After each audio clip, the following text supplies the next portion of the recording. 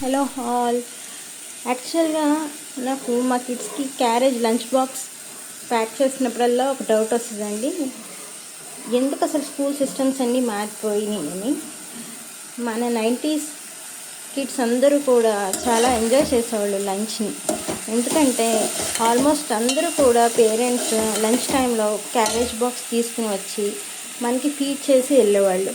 అదే పాపం ఈ జనరేషన్ పిల్లలకి లంచ్ బాక్స్ అంటే మార్నింగ్ ప్యాక్ చేసి పంపించేయడం వాడతాం, లేకపోతే స్కూల్లో అవైలబుల్గా ఉండడం. ఏ కిడ్కి కూడా పేరెంట్స్ వచ్చి ఫీడ్ చేయడం, స్కూల్లో వాళ్ళది ఎంజాయ్ చేయడం అనేది అయితే లేదు.